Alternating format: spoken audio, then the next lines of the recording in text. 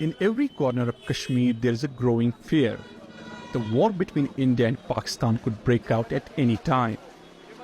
In the shops, on the streets, and inside homes, it's all people are talking about. The worry is clear. Whatever happens in the Kashmir Valley, it's the civilians who will pay the price.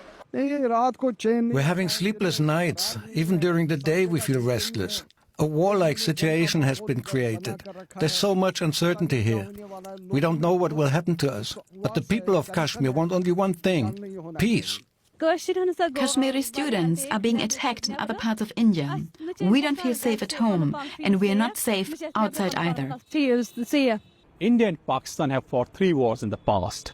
2 over the Muslim-majority region Kashmir that lies between the 2 countries. While the international status of the region is disputed, it's claimed fully by both the countries. The recent militant attack on tourists has alarmed the local population. They told me that memories of the past wars and attacks continue to haunt them.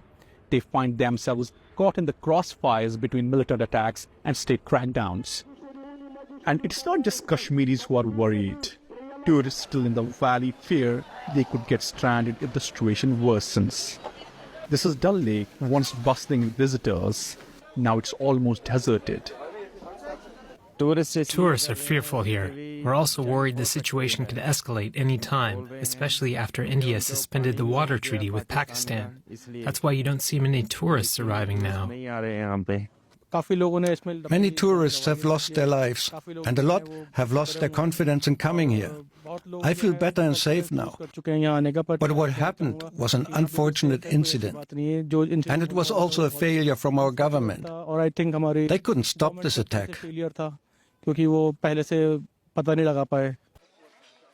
Security forces are still hunting for the extremists who killed 26 unarmed civilians last Tuesday.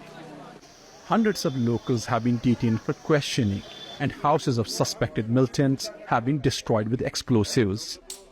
After the attack, 5 members of my family, including my husband and 2 sons, were detained. I was also detained for a day. I just want to say, if my son is involved in the attack, then the demolition is justified. But if he's not, then this is very wrong. As the calls for the revenge go louder, Kashmiris once again fear they're standing at the edge of war. Natasha Rahija is a political anthropologist at Cornell University. She joins us from Ithaca, New York. What's at the core of this dispute between India and Pakistan? Thank you for having me. At the core of this dispute is an ongoing struggle and denial of Kashmiri self-determination. This is a region that has been besieged by a history of colonial borders that were drawn in haste, as well as hasty princely state accessions. And India and Pakistan continue to this day, after the partition, to harden their borders. And at this time, we're seeing the escalation of nationalist rhetoric and the reification of the faulty two-nation theory that posits that Hindus and Muslims are irreconcilable, incompatible others.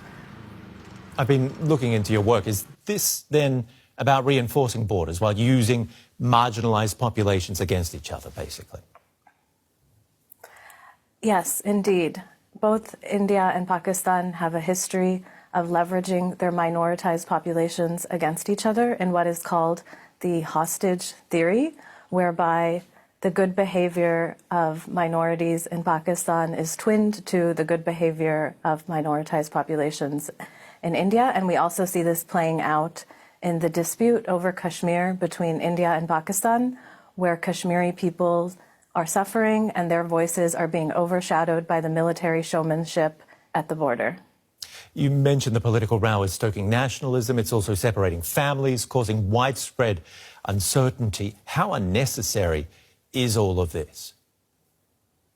Well, absolutely. So borders are a technology of family separation. The story and history of India and Pakistan is a story of family separation. Where I do long-term research in the Sindh-Rajasthan region along the India-Pakistan border, There was another flare-up around India-Pakistan tensions in 2019, and the state governments of Pakistan stopped the Thar Link Express, which was a train route connecting Karachi and Jodhpur. And my interlocutors said that when parents fight, children suffer. Everyday people, as we just listened to in the feed, suffer when nation states are at war with each other and when they engage in jingoistic nationalism with each other. And we cannot forget, amongst these conversations of family separation at the India-Pakistan border, that family separation has been an ongoing and longstanding experience amongst the Kashmiri people, with the ongoing disappearances of sons, husbands, and brothers, and the attacks and destruction of homes in Kashmir, as well as the recent attacks on students and stigmatization of students of Kashmiri origin in India. And when you say when parents fight, you're referring to leaders, aren't you? What do they need to do to heal relations?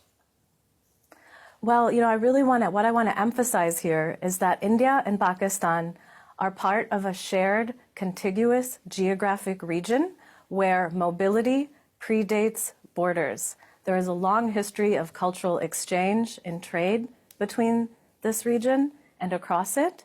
And the two nation states really need to work together. I don't think that there is a national solution to these crises. People across borders must work together, and they must question the work that these borders do. Who are these borders serving? As we're hearing over and over again, these borders are not serving regular people with relatives, family, business partners across the border. Natasha Rahija, great to get your perspective, Assistant Professor in Anthropology at Cornell University. Thank you so much. And I want to emphasize that the abeyance of the Indus Water Treaty is really devastating for the people of Pakistan, especially the lower riparian province of Sindh. It would be a nail in the coffin and a lighting of the funeral pyre for people in Sindh, where the Indus River Delta is almost depleted. And let's hope they can start to repair relations, especially on that front. Thank you.